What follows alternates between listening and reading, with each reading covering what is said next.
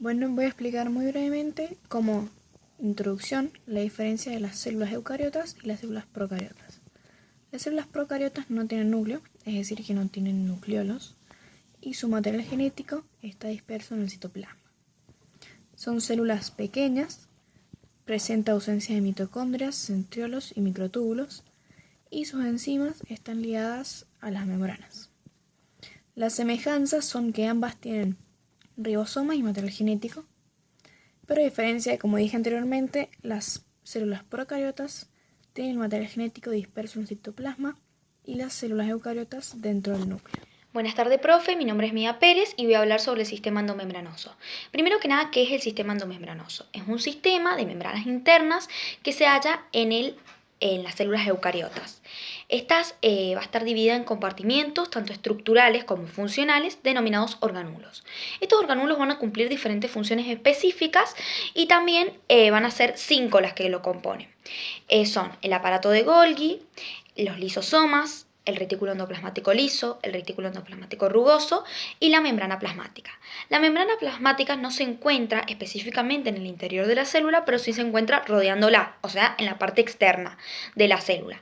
Lo que sí va a cumplir más que nada una función estructural, por lo que está formada por una bicapa de fosfolípidos y también tiene una función de control sobre la entrada y salida de sustancias a partir de la célula. Bien. En el sistema endomembranoso en general tiene una función principal que es el transporte de moléculas móviles en el interior de la célula y también la interreacción que hay para lo que es la síntesis de proteínas y de los lípidos. Bueno, voy a hablar también sobre lo que es la fisiología, bien, que hay entre el sistema endomembranoso o los organoides, bien. Primero que nada hay una cierta relación para lo que es la síntesis de proteínas, donde se van a encontrar relacionados los siguientes organoides, que son el retículo endoplasmático, los ribosomas y el núcleo. En el retículo endoplasmático y en los ribosomas es donde se van a sintetizar las proteínas. Estas proteínas luego van a ser transportadas hacia el núcleo, donde se va a fabricar lo que es el ADN. El ADN es el material genético que nos hace únicos e inigualables y tiene todos nuestros códigos genéticos para poder, que nos compone y es el código que nos hace que seamos únicos, ¿bien? Bueno, luego vamos a tener una cierta relación entre otros organoides que son lo que es centriolos, lisosomas y lo que es las mitocondrias. Bien, en las mitocondrias se produce lo que es la respiración celular. Cuando se produce esta respiración celular, vamos a obtener una energía, bien, que esta energía se obtiene para la digestión celular que se produce en lo que es los lisosomas y se encarga, o sea, forma parte del metabolismo celular. Bien, esta energía obtiene a través del movimiento y la división que se produce en los centriolos y también el paso que permite que se haga de la sustancia en la membrana. Los organulos se dividen en membranosos y no membranosos. En los organoides membranosos tenemos al aparato de Golgi, que tiene forma de membranas apiladas y como aplastadas. Aquí es donde llegan y se modifican algunas proteínas que son fabricadas en el retículo endoplasmático rugoso. Se encarga de dirigir la circulación de sustancias dentro de la célula sin que tengan contacto con el citoplasma. También de sintetizar hidratos de carbono como celulosas y polisacáridos, formación de glucoproteínas, vesículas de secreción y lisosomas primarios. Los retículos endoplasmáticos tienen apariencia de un laberinto y su membrana está asociada a la del núcleo. Se distinguen dos regiones. Hay una que está asociada con los ribosomas. Esta se llama retículo endoplasmático rugoso o RER y tiene la función de fabricar proteínas para el lisosoma primario o para ser expulsadas de forma vesículas. La otra región es el retículo endoplasmático liso y se encarga de la circulación de sustancias y de sintetizar lípidos. Luego los lisosomas son un tipo de vesículas formadas en el aparato de Golgi que contienen enzimas que actúan en la degradación de moléculas orgánicas, es decir, en la digestión celular. Otro organoide son las mitocondrias, que tienen doble membrana. La interna presenta una gran cantidad de pliegues llamados crestas. En el interior de este órgano u organoide se encuentran ribosomas y una molécula de ADN.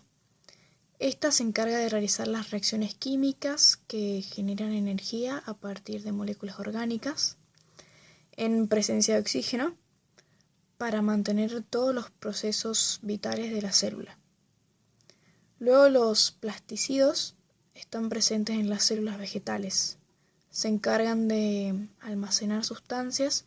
Por ejemplo, si almacenan almidón, se denominan amiloplastos. Si almacenan proteínas, se llaman protoplastos. Si almacenan lípidos, se denominan oleoplastos. Pueden ser fotosintéticos o no fotosintéticos. Los fotosintéticos incluyen a los cloroplastos, que tienen tilacoides, que a la vez contienen un pigmento verde, que es la clorofila, que permite realizar la fotosíntesis. Y los no fotosintéticos están ligados a la polinización y dispersión de frutos. Las vacuolas son vesículas presentes en las células animales y mayormente en las vegetales. Su función es almacenar sustancias como agua, azúcares y sales minerales. Y por último, los peroxisosomas, que son vesículas esféricas que contienen enzimas que participan en los procesos metabólicos. Por ejemplo, en vegetales degrada las grasas y aceites en hidratos de carbono y sales minerales. Y por último, los peroxisosomas, que son vesículas esféricas que contienen enzimas que participan en los procesos metabólicos. Por ejemplo, en vegetales degrada las grasas y aceites en hidratos de carbono. Los organoides no membranosos son tres. En primer lugar, los ribosomas son organelas formadas por dos subunidades, la mayor y la menor. Se originan en el nucleolo y estas son transportadas hacia el citoplasma, donde se ensamblarán y cumplirán su función principal, que es la síntesis de proteína. Luego están los centriolos, que son dos estructuras formadas por filamentos de proteína, ¿sí? Son 9 conjuntos de microtúbulos constituidos por 3 microtúbulos, dando así lugar a un cilindro hueco. Son 2 por células dispuestos perpendicularmente cerca del núcleo y estos participan de la división celular. Luego nos encontramos a los cilios y flagelos, que son 9 conjuntos de microtúbulos formados por 2 unidades de microtúbulos, dando lugar a un cilindro hueco, ¿sí? Y con 2 microtúbulos centrales. Estos, ¿sí?, son apéndices celulares, por lo cual están fuera de la superficie celular, pero están resguardados por una extensión de la membrana plasmática. Su función es principalmente motora. Hay distintas células eucariotas a lo largo del cuerpo, como lo son los islotes pancreáticos, ¿sí? Estos son cúmulos de células encargados de generar distintas hormonas, como por ejemplo la insulina y el glucagón, ¿sí? Segregan también inmunoglobulinas y su función es netamente endocrina. Gran parte de estas células son beta, que son azules y pequeñas. Luego están las células alfa, las cuales rodean a las beta siendo rojas y de un tamaño mayor, y luego se encuentran las delta y las F. La insulina se desarrolla en el retículo endoplasmático rugoso como un polipéptido llamado preproinsulina, la cual se transformará en proinsulina, que es que tiene la misma capacidad hormonal que la insulina, pero no la misma magnitud. La proinsulina se transformará en insulina en el aparato de Golgi y en las vesículas secretoras. La insulina será liberada por acción de la hipoglucemia y por hormonas como la secretina. Estas estimulan la captación de glucosa en algunos tipos de células y también reduce la glucosa en sangre. Luego tenemos a la corteza adrenal, que esta cubre la superficie de la glándula suprarrenal, ¿sí? Regula los componentes del metabolismo y produce mineralocorticoides y glucocorticoides. También es una... Bueno, ahora vamos a hablar del aspecto físico del hialoplasma o citosol, sus características, las funciones del citoesqueleto y las inclusiones. Bueno, el hialoplasma es el líquido que se encuentra dentro de todas las células. Este líquido es una mezcla de sustancias disueltas en agua, constituye la mayoría del fluido intracelular y está separado por membranas en diferentes compartimientos. Bueno, el dialoplasma o citosol tiene una composición de 70 a 80% de agua, de 20 a 30% de proteínas, enzimas y filamentos del citoesqueleto, y también está compuesto por iones, moléculas orgánicas y ARN. Bueno, tiene una estructura que se presenta en dos estados: el estado en gel, que es el estado viscoso, y el estado en sol, que es el estado en fluido. Bueno, tiene funciones como regular el pH intracelular, también sirve para almacenar sustancias, y es el lugar donde se realizan reacciones metabólicas celulares. Bueno, pasamos a hablar del citoesqueleto. El citoesqueleto es una red tridimensional formada principalmente por microfilamentos, filamentos intermedios y microtúbulos. Bueno, cada uno de estos filamentos está formado por un polímero de subunidades de proteínas unidas. Bueno, y el citoesqueleto cumple muchas funciones, pero las más importantes son mantener la forma de la célula, llevar a cabo los procesos de motilidad celular y realizar el transporte de estructuras moleculares, vesículas y organelos en el interior de la célula. Bueno, para que este lleve a cabo todas sus funciones, los filamentos se asocian a un grupo de proteínas. Se asocian al grupo de proteínas reguladoras que controlan los procesos de polimerización y despolimerización de los filamentos, a las proteínas conectoras, que son las que conectan los filamentos entre sí, y a las proteínas motoras, que son un tipo de motores moleculares que pertenecen a la familia de la miosina, de la cinesina y de la dineína.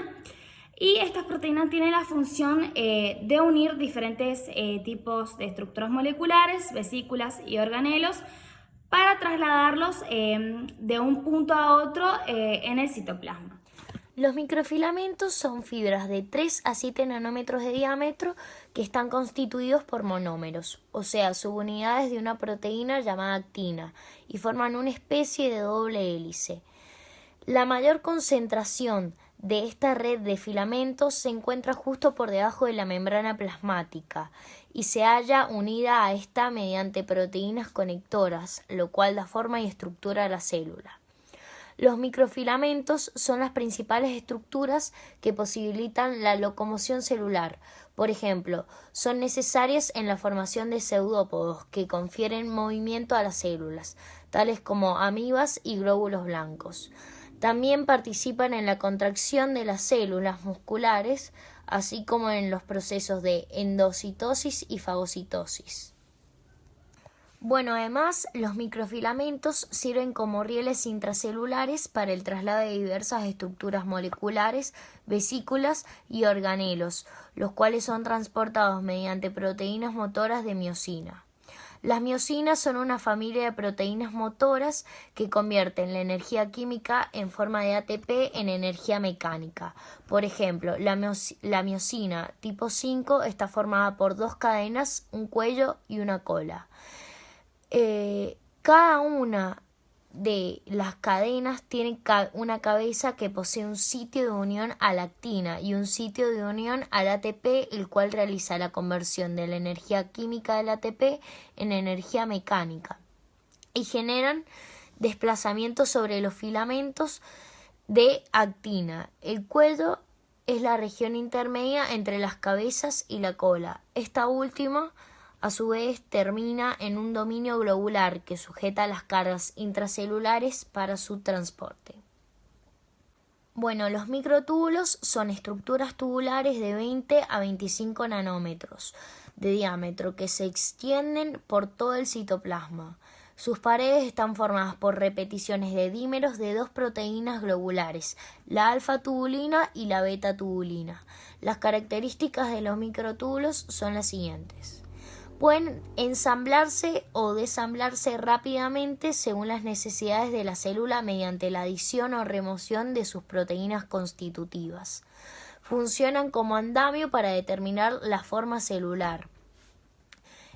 Forman las fibras del uso acromático para separar los cromosomas durante la mitosis y la meiosis. Son parte de la estructura interna de cilios y flagelos que permiten la locomoción de las células que los poseen. y forman rieles para las proteínas motoras cinesina y dineína, las cuales prácticamente caminan sobre los microtúbulos para transportar macromoléculas, vesículas y organelos en el interior de la célula. Bueno, ahora vamos a hablar sobre el núcleo. El núcleo es el organelo que contiene el genoma del organismo. Su función es mantener la integridad de los genes y controlar las actividades celulares mediante la regulación de la expresión génica, que incluye los procesos de metabolismo, división, crecimiento y diferenciación celular. Por lo tanto, el núcleo es el centro de control de todas las células.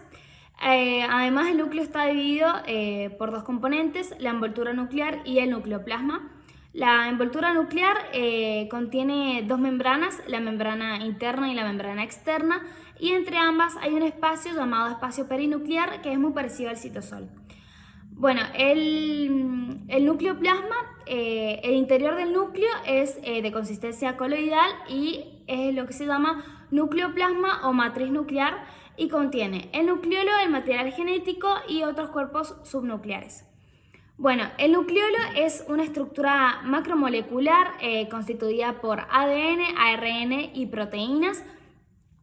Cada organismo posee regularmente solo un nucleolo, pero puede poseer más según su actividad.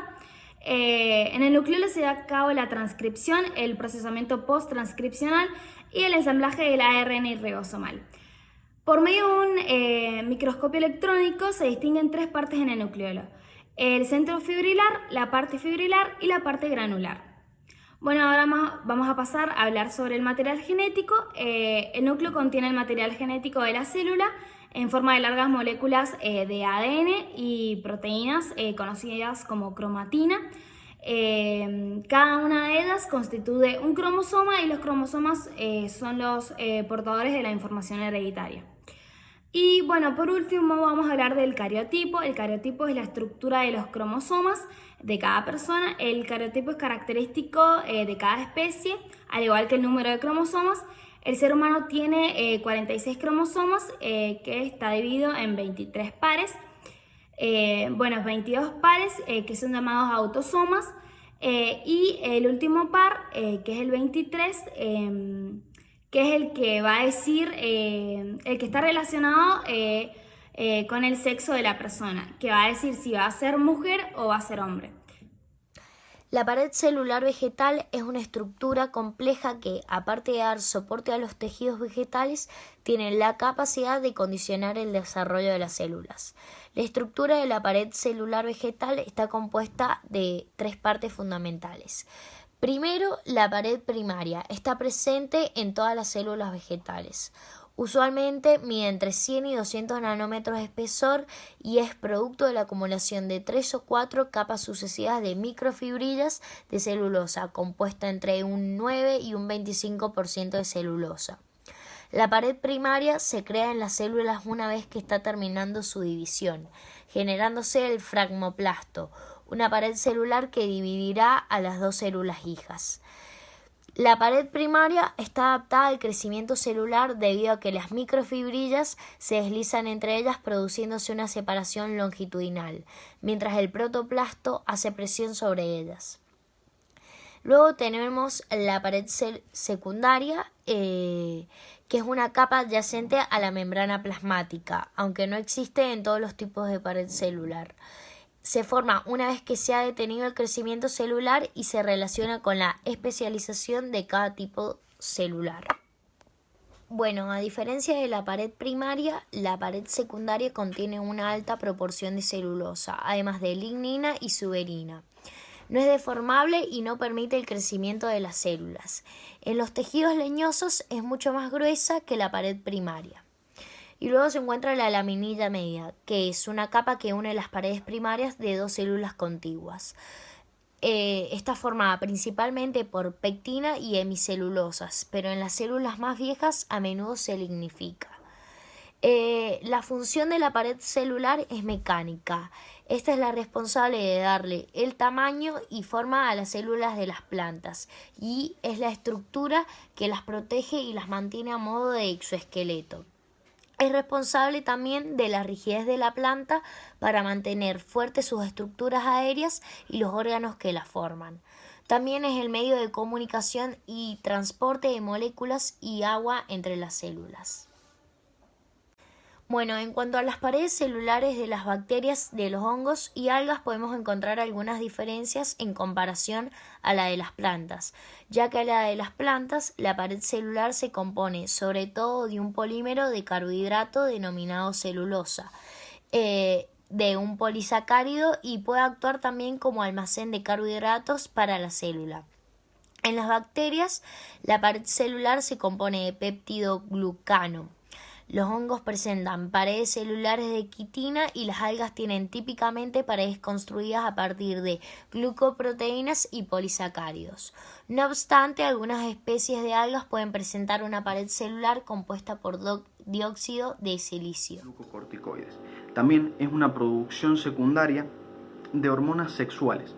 También segrega hormonas esteroideas, por lo cual el conteo de mitocondrias y retículos endoplasmáticos lisos será muy alto.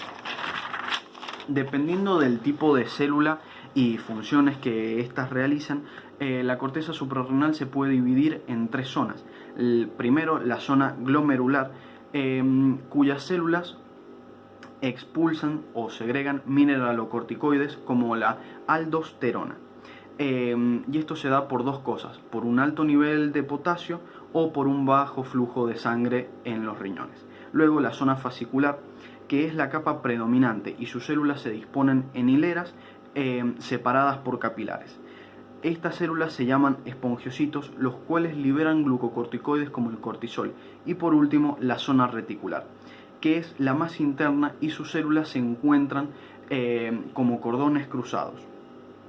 Estos segregan esteroides sexuales como los estrógenos y andrógenos, y también son fuente secundaria de producción de células andrógenas como la testosterona. Luego nos encontramos a los macrófagos, que su función principal es la de fagocitar a todo aquel cuerpo extraño que ingrese al organismo que claramente sea ajeno a este, como por ejemplo un microbio o una bacteria. Luego, la inflamación, que esto es debido a que los macrófagos forman parte del sistema inmune innato, ¿sí? Por lo que realizan una respuesta natural a los microbios por los receptores en sus células, en sus membranas.